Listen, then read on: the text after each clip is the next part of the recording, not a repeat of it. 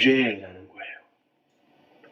사람들은 자기들이 도달하지 못하고 있는 목표 지점을 설교자로부터 이렇게 제시를 받잖아요. 여기가 우리의 목표 지점이야. 그리스도의 장성한 분량 알아요. 이러면서 그렇게 자기들이 도달하지 못하고 있는 목표 지점을 제시받으면 그 즉시 자기 자신을 송사하고 정죄하기 시작합니다. 그 제시된 목표 지점이 이 세상이 합의한 거룩하고 정의롭고 성숙하다고 하는 목표 지점일 때에는 스스로에 대한 그 송사와 정죄가 더욱 심해지죠. 맞아, 저렇게 살아야 되는데 나는 뭐야?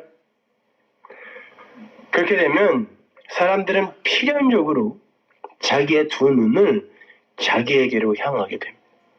자기의 행위에 몰입하게 돼버려요. 넌 왜 아직도 이 모양이냐? 넌 정말 구원받을 자격이 있는 인간인 거야? 넌 구원 안 받은 사람일 수도 있겠다. 넌 왜 맨날 제자리야? 이렇게 자기 자신에게 몰입하게 된단 말이에요. 하나님의 구원이라는 건 하나님의 은혜와 사랑에서 기인한 거지. 그분의 긍휼에서 기인한 거지.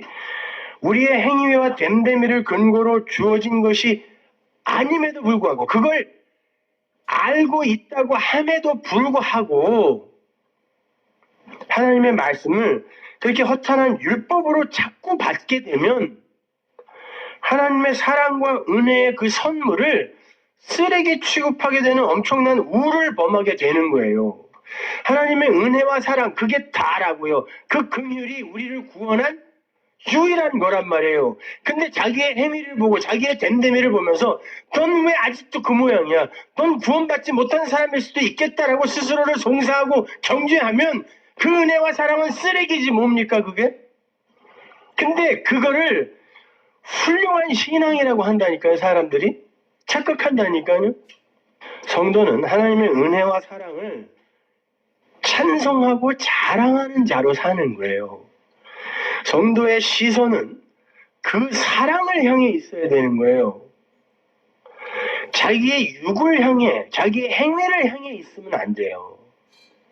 아무리 성인군자로 칭송을 받고 있는 사람이라 할지라도 이 세상 속에서 자기의 육을 바라보면요, 송사와 정죄밖에 나올 게 없어요.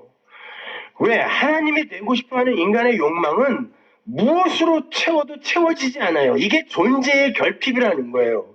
모든 인간들이 저마다 갖고 있는 존재의 결핍, 소유의 결핍은 얼마든지 그걸로 채울 수 있는데 그 존재의 결핍은 무엇으로도 채울 수가 없어요.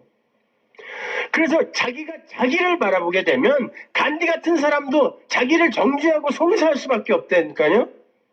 왜 너는 어제 그렇게 살았어? 오늘은 그거보다 더 잘 살아야지? 이렇게 늘 자기를 정죄하고 송사할 수밖에 없어요. 그래서 세상 사람들에게 성숙한 사람이라고 칭찬을 받고 있는 사람들이 하나같이 자기 가슴을 치면서 메타시오를 외치고 있는 거예요. 그럼 사람들은 그 사람들을 굉장히 겸손하고 훌륭한 사람이라고 존경을 해주는 거죠. 오늘날 교회에서도 죄를 가장 민감하게 인식하고 내가 죄인 중에 꾀승입니다 라고 울고불고 하면서 그 불안함을 해소하기 위해 열심히 헌신하고 노력하기만 하면 훌륭한 신앙인 대접을 받죠. 기독교는 죄와 무관한 자가 되는 거지. 죄를 인식하는 내가 죄인 중에 꾀승입니다라는 그 지점에 머무는 게 아닙니다. 십자가 은혜 운운하는 사람들까지도 자신을 죄인으로 송사하고 정죄하는 데에 멈춰 있어요. 그래서 그분이 다 하셨대. 근데 그럼 나는 뭐냐고요. 나는 그냥 그분과 아무 상관없이 여기에 이렇게 역사 속에 뚝 떨어져서 그냥 죄인 중에 괴수로 있으면 되는 거예요? 그걸 구원이라고 합니까?